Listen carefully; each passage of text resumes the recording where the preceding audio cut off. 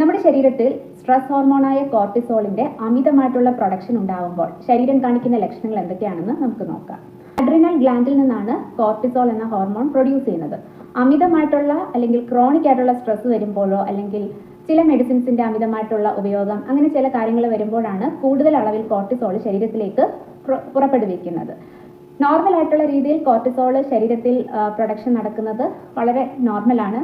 ചെറിയ ചെറിയ ഭയം അല്ലെങ്കിൽ ചെറിയ ചെറിയ ദേഷ്യം ഒക്കെ വരുമ്പോഴും കോർട്ടിസോൾ നമ്മുടെ ശരീരത്തിൽ പ്രൊഡ്യൂസ് ചെയ്യാറുണ്ട്. അത് നോർമലാണ്, നാച്ചുറലാണ്, അത് ആവശ്യവുമാണ്.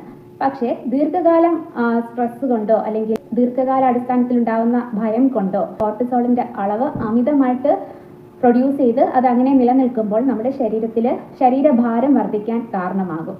ഇത്തരത്തിൽ കോർട്ടിസോൾ പ്രൊഡ്യൂസ് ചെയ്യുമ്പോൾ നമുക്ക് അമിതമായിട്ട് പഞ്ചസാര അടങ്ങിയ ഭക്ഷണങ്ങൾ അല്ലെങ്കിൽ ഒരുപാട് മധുരം അടങ്ങിയ ഭക്ഷണങ്ങൾ, ഒരുപാട് കൊഴുപ്പ് കൂടിയ ഭക്ഷണങ്ങളൊക്കെ കഴിക്കാനുള്ള ഒരു ക്രേവിങ് വരും. അതാണ് പലപ്പോഴും സ്ട്രെസ് വരുമ്പോൾ അല്ലെങ്കിൽ സങ്കടമോ ദേഷ്യമോ ഒക്കെ വരുമ്പോൾ ചിലർ അമിതമായിട്ട് ഭക്ഷണം കഴിക്കുന്നത് കാണാം. ഇമോഷണൽ ഈറ്റിംഗ് എന്നും പറയും. അത് ഇത്തരത്തിൽ കോർട്ടിസോളിന്റെ അളവ് കൂടുതലായിട്ട് പ്രൊഡ്യൂസ് ചെയ്യുന്ന സമയത്താണ് ഇങ്ങനെ ഭക്ഷണം കഴിക്കാൻ തോന്നുന്നത്.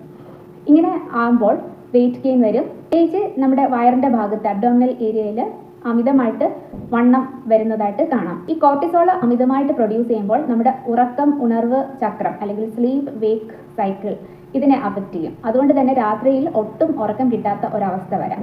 ഇത്തരത്തിൽ രാത്രിയിൽ ഒട്ടും ഉറക്കം കിട്ടാതെ വരുമ്പോൾ പകല് മുഴുവൻ അമിതമായിട്ട് ക്ഷീണം വരാം. ഇതുകൊണ്ട് തന്നെ കോർട്ടിസോൾ അമിതമായിട്ട് പ്രൊഡ്യൂസ് ചെയ്യുമ്പോൾ എപ്പോഴും ക്ഷീണം നമുക്ക് തോന്നാം.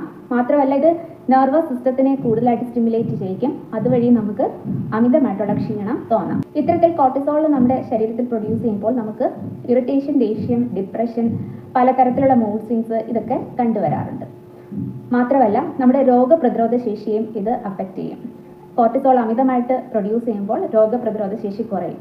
അതുകൊണ്ട് തന്നെ പെട്ടെന്ന് പനി, ജലദോഷം, മറ്റ് ഇൻഫെക്ഷൻസ് ഒക്കെ പിടിക്കുന്നതായിട്ട് കാണാം. അതുപോലെ നമ്മുടെ മസിൽസിന് വേദന, മസിൽ സ്റ്റിഫ്നെസ്, മസിലിന്റെ സ്ട്രെങ്ത് കുറയുക, ഇത്തരം ലക്ഷണങ്ങളും കണ്ടുവരാറുണ്ട്. അതുപോലെ ഈ കോർട്ടിസോളിന്റെ പ്രൊഡക്ഷൻ കൂടുമ്പോൾ മുഖക്കുരു വരാം, മുടി കൊഴിയുന്നതായിട്ട് കാണാറുണ്ട്, സ്പ്ലിറ്റൻസ് വരാം. അങ്ങനെ കോർട്ടിസോളിന്റെ പ്രൊഡക്ഷൻ കൂടുമ്പോഴും ഇത്തരത്തിലുള്ള ലക്ഷണങ്ങൾ കാണാറുണ്ട്.